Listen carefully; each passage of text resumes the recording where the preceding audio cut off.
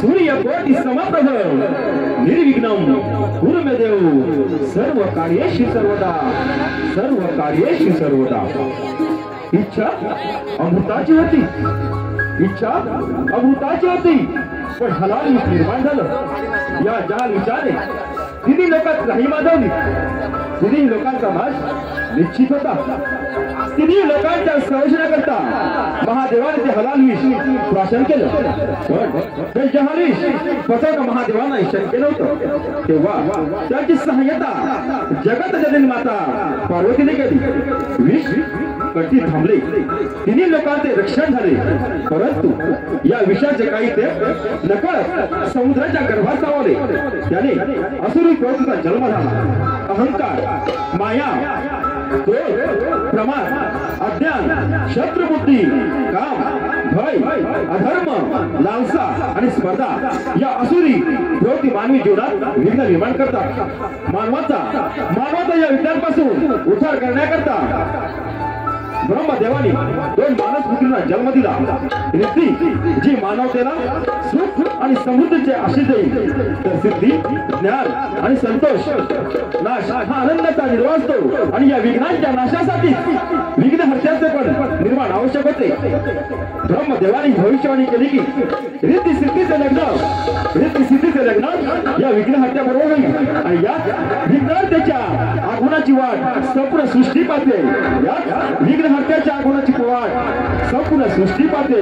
या विघ्नहर्त्याच्या आगमनाची वाट संपूर्ण सृष्टी पाहते।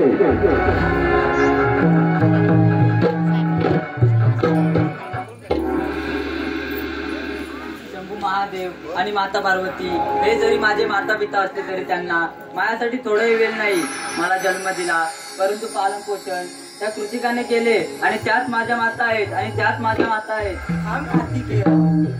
कार्तिकेय तू माझा आणि महादेवांचा अंश आहे। खरंच मी आहे का तुमचा अंश? जर असतो तर परक्यांच्या घरी झोपवले नसते। माझे नाव तर त्या 7 कृतिकांच्या नावावर आहे, कार्तिकेय। मी खरंच तुमचा पुत्र आहे का? माझ्या मते खरी आई ती जी पालन पोषण करते, ती नाही जी जन्म देते। मी आजही कृतिकांनाच माझ्या माता मानतो आणि यापुढेही मानत राहील। महादेव, तुम्ही जगत कल्याणासाठी साधनेत आहात, परंतु मी मात्र इथे आई होण्याच्या साधनेत कमी पडले। आपला बाळ कार्तिकेय हा लहानपणापासूनच दुरावला, त्यामुळे त्याला माझ्या मातृत्वाबद्दल शंका आहे। काय करावं त्याला समजवावं तरी कसं? नाही काही झालं तरी त्याला समजावलंच पाहिजे।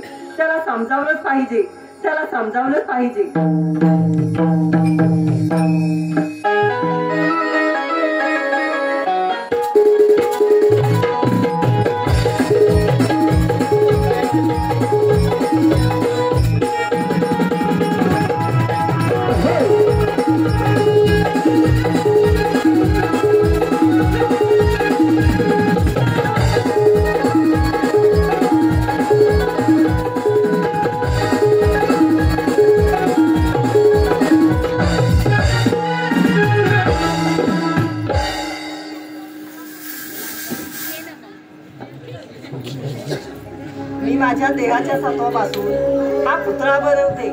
हा पुतळा माझा पुत्र म्हणून जन्माला यावा। स्त्रीची अनेक रूपे आहेत, त्यापैकी पहिले रूप ते म्हणजे माता, जे मला माझ्या पुत्राने द्यावे आणि तोच पुत्र माझ्या प्रत्येक आज्ञेचे पालन करेल। माता बसली नायाला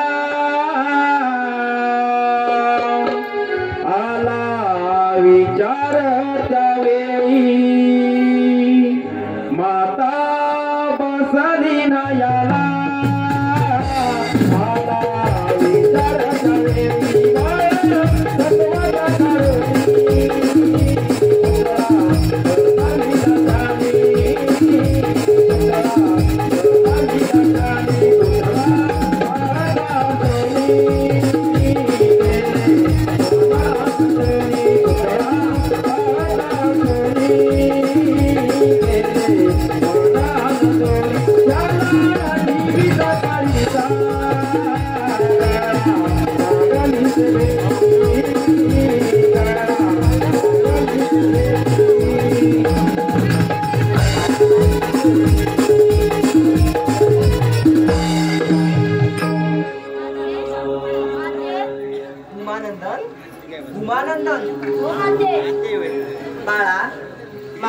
देहाच्या सत्वापासून झाल्याने तू मला सर्वाधिक प्रिय आहे. माते मी तुझाच आहे आणि फक्त तुझाच राहील. सदैव तुझ्या आज्ञेचे पालन करीन.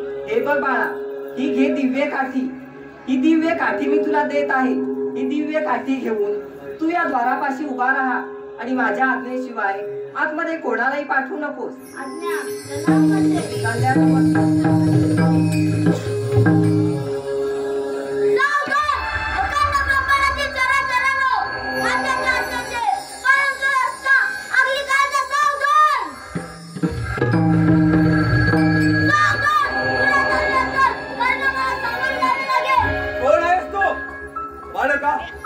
शंकर महादेवांच्या त्यांच्याच कैलास पर्वतावर प्रतिबंध करण्याचा मूर्खपणा करणारा कोण आहेस तू? मी माझ्या मातेच्या आज्ञेचे पालन करणारा आज्ञेचा पुत्र आहे. मी मातेच्या आज्ञे कोणाचे म्हणजे कोणचे हात सोडू नये. बाळका, परंतु माझी अर्धांगणी आहे. मी तरी आतमध्ये जाऊ शकतो ना? नाही, मातेच्या आज्ञे कोणाचे म्हणजे कोणचे हात सोडू नये.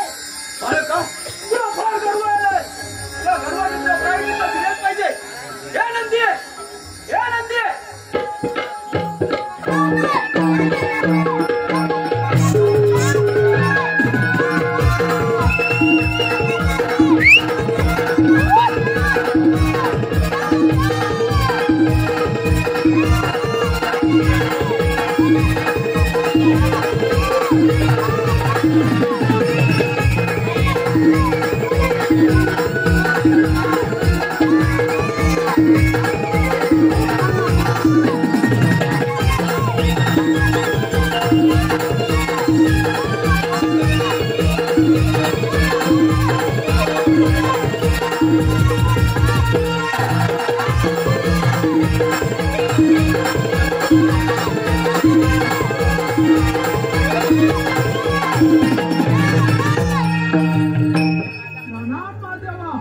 आशीर्वाद नंदी, या मिथ्या बोलणाऱ्या बालकाला आपल्या मशाल प्रहाराने प्रायश्चित्त देऊन माझ्या मार्गातून दूर करा.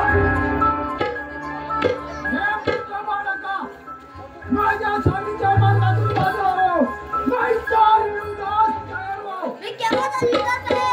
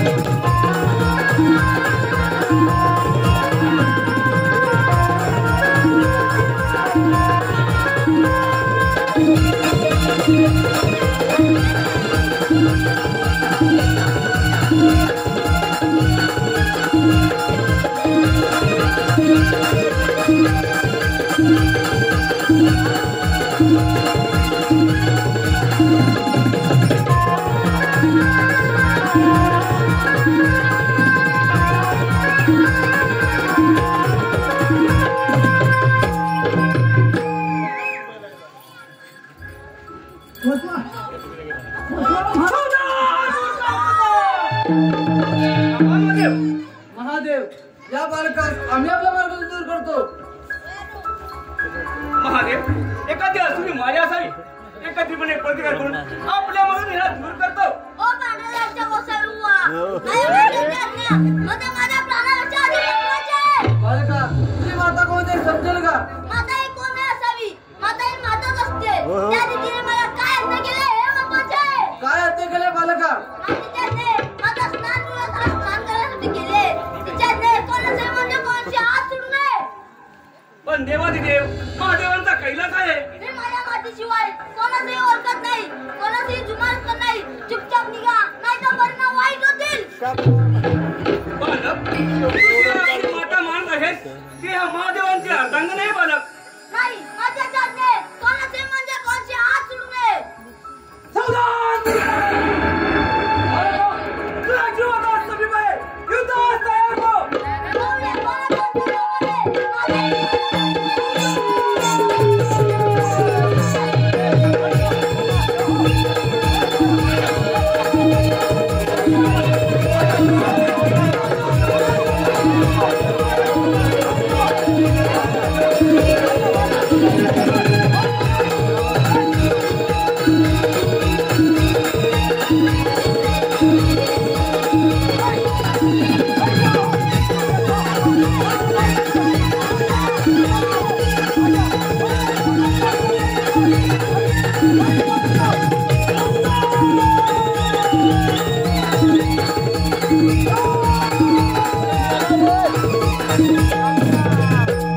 उमानंदन, माझा उमानंदन.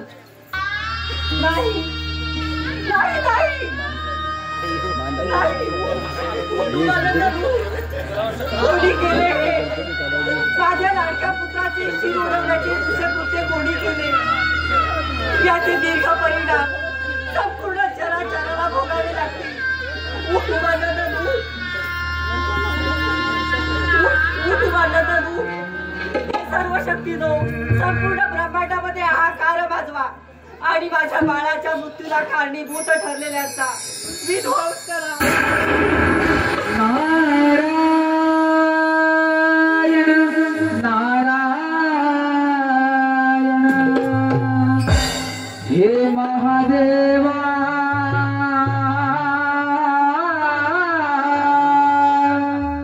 दर्शन दे. हे महादेवा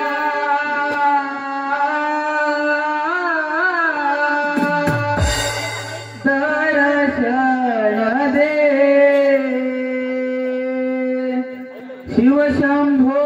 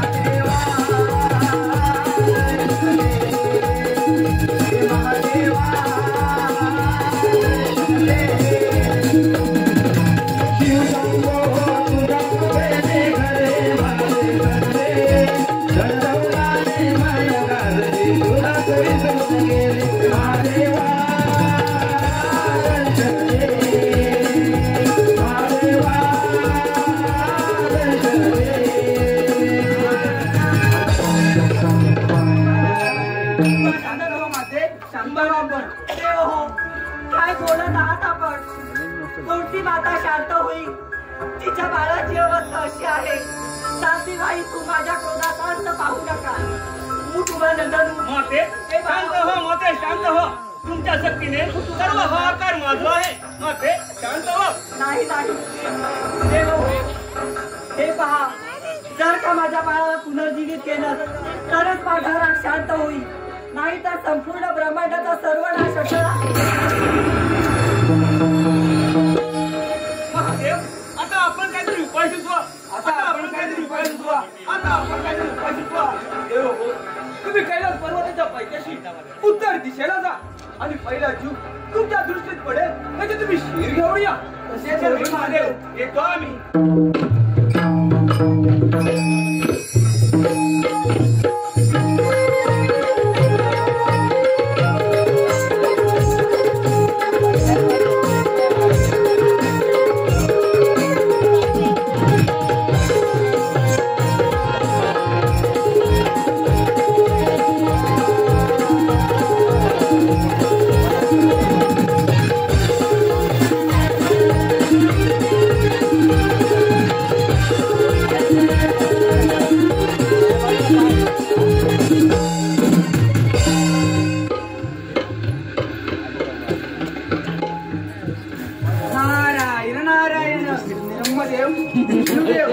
आपण सारे अरण्यात फिरलो होय ना दृष्टी मला एकाही दिसला नाही होय ना चला असे आपण पुढे जाऊया चला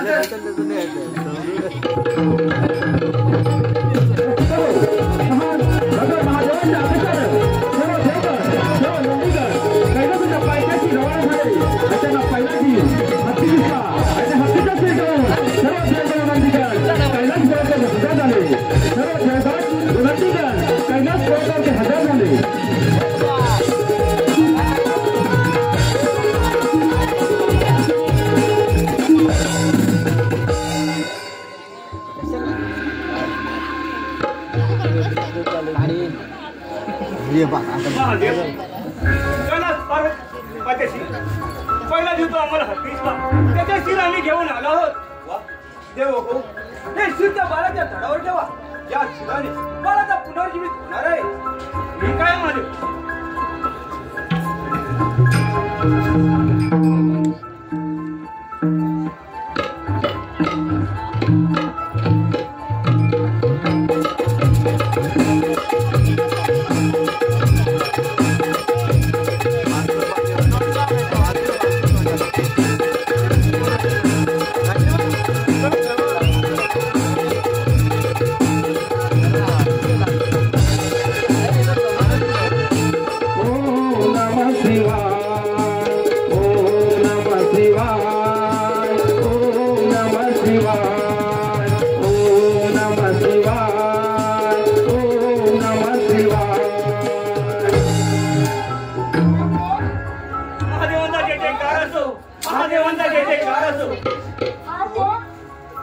उमानंदन माझा उमानंदन नाही नाही तू माझा पुत्र नाही मी तुझा पुत्र आहे नाही नाही हे कसं शक्य आहे तू माझा पुत्र आहे होय पार्वती हा तुझाच पुत्र आहे महादेव याला मानव म्हणावे की पशु म्हणावे हा माझा पुत्र असणे हे अजिबात शक्य नाही पार्वती प्रत्येक क्रियेमागे घेतो असतो या क्रियेमागे देखील घेतो होता एका पित्याचं कर्तव्य म्हणून जन्मदात अहंकारी बाळाचा शिराचा शीर्षक करणे मला आवश्यक होते म्हणून मला ते करावं लागलं पार्वती आता आपल्या पुत्राला असं मस्तक लाभलंय की ज्यात सर्वाधिक स्मरणशक्ती अनुभव विद्या या एकाच ज्ञान तो एकाच तरी स्मरण करू शकेल असं मस्तक लाभलंय आपल्या पुत्राला बाबा अहंकाराने व्यापून गेलो होतो माझे मन माझे डोळे माझ्या पित्याची ओळख करू शकलो नाही तुमचे कोटी आभार मला या अहंकाराच्या पाशातून मुक्त केल्याबद्दल आशीर्वाद द्या बाबा शुभम भवतु शुभम भवतु महादेव महादेव तुमची लीला आघात आहे महादेवांचा जय जयकार असो महादेवांचा जय जयकार असो उमानंदनाला आता आपल्या माता व तुझ्या जे शुभ आशीर्वाद लाभले त्यांना आता शक्ती व मर्यादा या दोन्हीचे ज्ञान आहे नारायण आणि म्हणूनच आपला आभार या सर्व त्रयोदनात सर्वप्रथम पूजेचा मान दिला जाईल आणि गणेशा नावाने प्रसिद्ध होईल ओम गणेशाय नमः ओम गणेशाय नमः अशा प्रकारे सर्व विद्या व ज्ञान या बाळकामध्ये असल्याने शंकर महादेवांनाही त्यांना सर्व गणांचे सेनापती बनवले आणि महादेवांनी